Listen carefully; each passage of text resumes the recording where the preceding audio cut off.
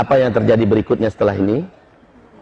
Menurut hadis Nabi ya, kita lihat nanti bulan Ramadan masih dilarang nggak orang melaksanakan ibadah umroh? Kita lihat nanti.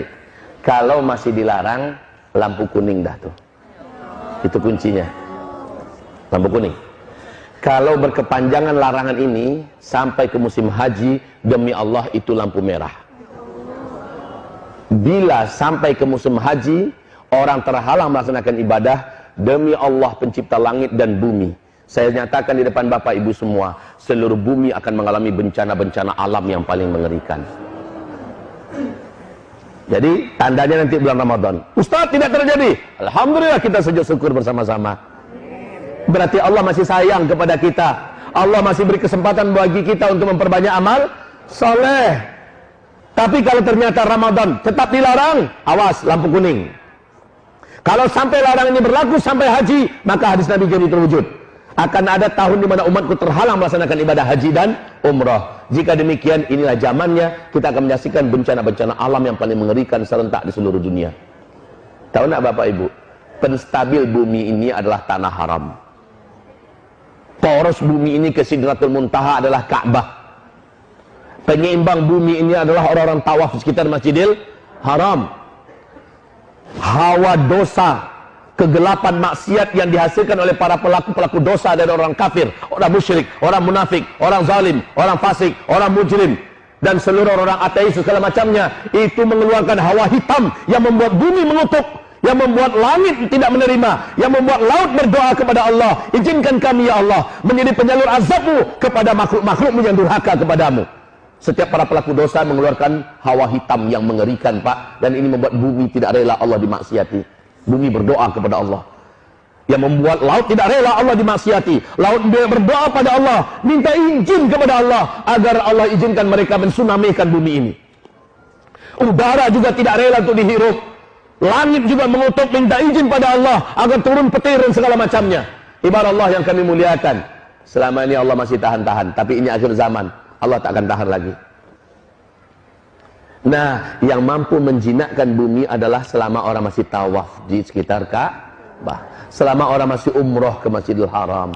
Pahala di sana dikali lipatkan oleh Allah 100.000 kali lipat, supaya mampu mengimbangi hitamnya hawa dosa yang diciptakan oleh manusia-manusia yang jahat.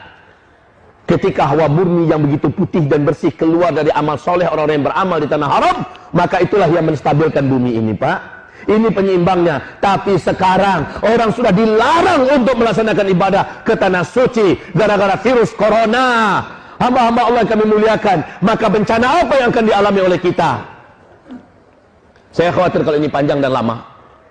Kalau sempat sampai Ramadan, sudah lampu kuning, akan dimulai berbagai macam kegaduhan yang dahsyat dan bencana-bencana yang hebat. Dan kalau sampai musim haji selesai sudah, siap-siaplah kita bertemu dengan Allah dalam berbagai bencana besar yang akan terjadi. Perbanyak amal soleh dari sekarang. Kuatkan doa. Ya Allah, hentikan corona ya Allah. Selamatkan kami dari bencana ya Allah. Selamatkan iman kami ya Allah. Wahai Bapak Ibu yang kami muliakan.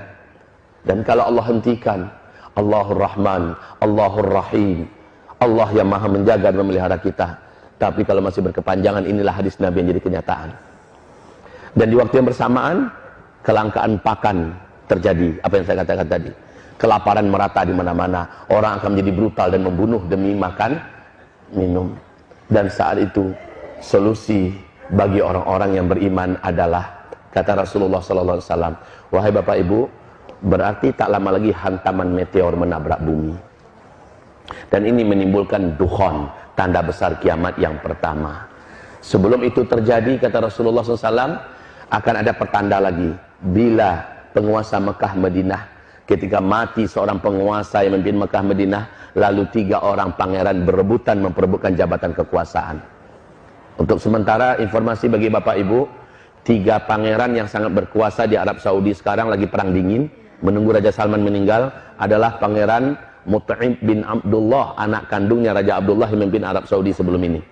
Yang kedua, anak kandungnya Raja Salman sekarang, Muhammad bin Salman. Dan yang ketiga adalah Khalid bin Talal. orang terkaya dan termasuk orang yang cukup kuat sekali di Arab Saudi, punya militer juga. Ini 3 orang ini siap-siap untuk saling berebutan kekuasaan ketika Raja Salman nanti tiada. Sekarang kondisi Raja Salman di usia 84 tahun sudah sangat lemah, penyakitan, tunggu mati. Kalau mati, 3 orang ini kita lihat. Kalau sempat mereka berkelahi, berebutan kekuasaan, maka apa yang digambarkan Nabi di akhir zaman terjadi di masa kita. Itu. Kemudian Rasulullah SAW mengatakan, bisa jadi coronanya berhenti, tapi gara-gara perang di kerajaan Arab Saudi, orang pun tetap dilarang masuk. Karena nggak ada jaminan keamanan. Dan negara-negara pun pasti melarang rakyatnya jangan berangkat, lagi perang di situ. Kan? Lagi perang internal, nggak boleh berangkat kalian. Ini juga bisa jadi. Jadi segalanya mungkin sangat besar terbuka peluangnya sekarang, wahai Bapak Ibu yang kami muliakan. Dan satu lagi kunci. Kalau di waktu yang sama, bersama dengan ini semua ya, di waktu yang sama terjadi nggak gempa-gempa di Mekah dan di Madinah? Itu kunci inti. Terjadi nggak gempa-gempa di Mekah dan di Madinah? Mungkin tidak gempa terjadi di Mekah dan Madinah. Mungkin. Kenapa? Bisa jawab? Jawabannya benar, Pak. Tapi kenapa? Bisa jawab tidak? Tak ada yang tawaf. Barakallahu fiik. Jawaban yang sangat benar. Ada lagi yang lain? Ada lagi yang lain? Jawabannya sudah sangat benar. Karena sudah tidak ada yang tawaf. Wah Ibu, kita waktu kecil sering main gasing kan? Kita sering main gasing. Ibu-ibu kok jawab? Malah Bapak nggak jawab. Oh, suka main gasing dulu. Iya, mainan kita waktu kecil-kecil dulu. Wahai Bapak Ibu, coba lihat gasing. Ketika dia berputar sangat kencang, ya, maka dia seimbang. Selama orang masih tawaf sekitar Ka'bah, bumi ini masih akan memberikan keseimbangannya. Karena untuk perputaran jalur bumi ini adalah energi raksasa yang dihasilkan dari orang-orang yang tawaf. Bumi ini akan terus berputar dengan tenang, stabil. Tapi ketika ini sudah semakin sedikit, apalagi nggak ada lagi yang tawaf sekitar Ka'bah, berbahaya untuk bumi ini, Bapak Ibu. Makin lemah putarannya, maka gasing semakin goncang. Paham? Gasing semakin bergetar.